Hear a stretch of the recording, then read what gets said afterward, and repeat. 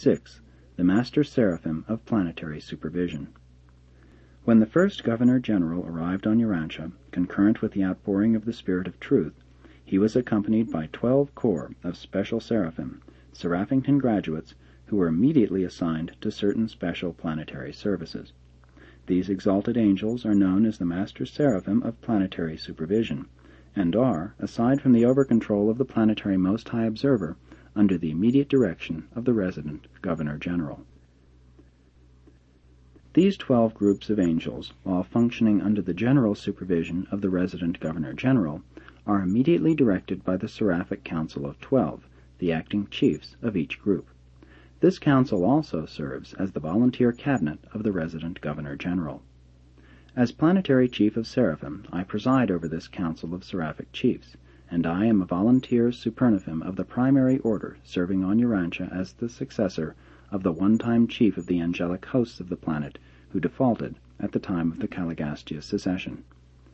The 12 corps of the Master Seraphim of Planetary Supervision are functional on Urantia as follows. 1. The Epical Angels. These are the angels of the current age, the dispensational group. These celestial ministers are entrusted with the oversight and direction of the affairs of each generation, as they are designed to fit. Serving on Urantia is the third group assigned to the planet during the current dispensation. 2. The Progress Angels. These seraphim are entrusted with the task of initiating the evolutionary progress of the successive social ages.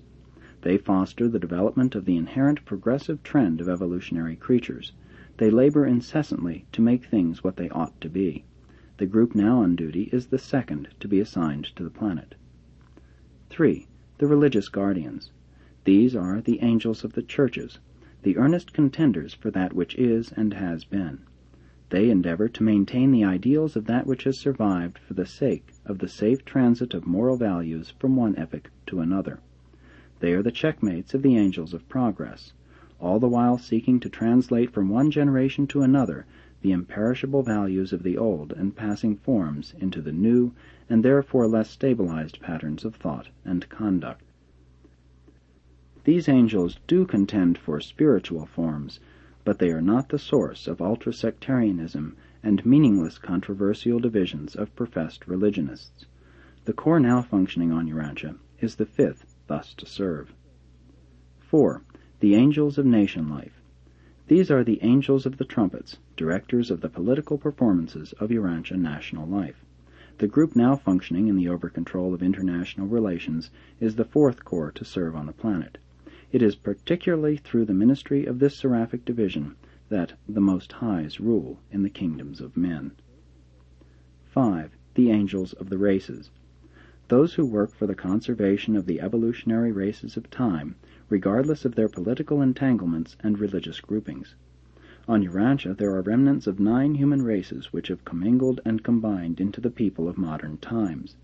These seraphim are closely associated with the ministry of the race commissioners, and the group now on Urantia is the original corps assigned to the planet soon after the day of Pentecost. 6. The Angels of the Future.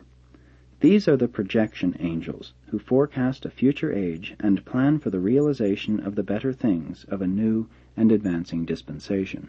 They are the architects of the successive eras. The group now on the planet has thus functioned since the beginning of the current dispensation. 7. The Angels of Enlightenment. Urantia is now receiving the help of the third corps of seraphim dedicated to the fostering of planetary education. These angels are occupied with mental and moral training as it concerns individuals, families, groups, schools, communities, nations, and whole races. 8. The Angels of Health.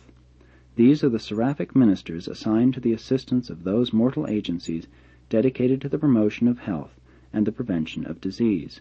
The present corps is the 6th group to serve during this dispensation. 9. The Home Seraphim.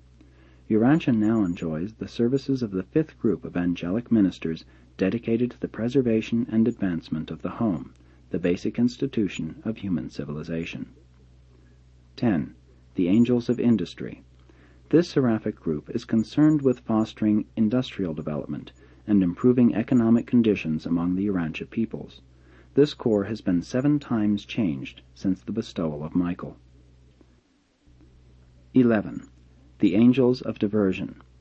These are the Seraphim who foster the values of play, humor, and rest. They ever seek to uplift man's recreational diversions and thus to promote the more profitable utilization of human leisure. The present corps is the 3rd of that order to minister on Urantia. 12. The Angels of Superhuman Ministry. These are the angels of the angels, those seraphim who are assigned to the ministry of all superhuman life on the planet, temporary or permanent. This corps has served since the beginning of the current dispensation. When these groups of Master Seraphim disagree in matters of planetary policy or procedure, their differences are usually composed by the Governor-General, but all his rulings are subject to appeal in accordance with the nature and gravity of the issues involved in the disagreement. None of these angelic groups exercise direct or arbitrary control over the domains of their assignment. They cannot fully control the affairs of their respective realms of action, but they can and do so manipulate planetary conditions and so associate circumstances as favorably to influence the spheres of human activity to which they are attached. The Master Seraphim of Planetary Supervision utilize many agencies for the prosecution of their missions. They function as ideational clearinghouses, mind focalizers, and project promoters. While unable to inject new and higher conceptions into human minds, they often act to intensify some higher ideal which has already appeared within a human intellect. But aside from these many means of positive action, the Master Seraphim ensure planetary progress against vital jeopardy through the mobilization, training, and maintenance of the Reserve Corps of Destiny. The chief function of these reservists is to ensure against breakdown of evolutionary progress. They are the provisions which the celestial forces have made against surprise. They are the guarantees against disaster.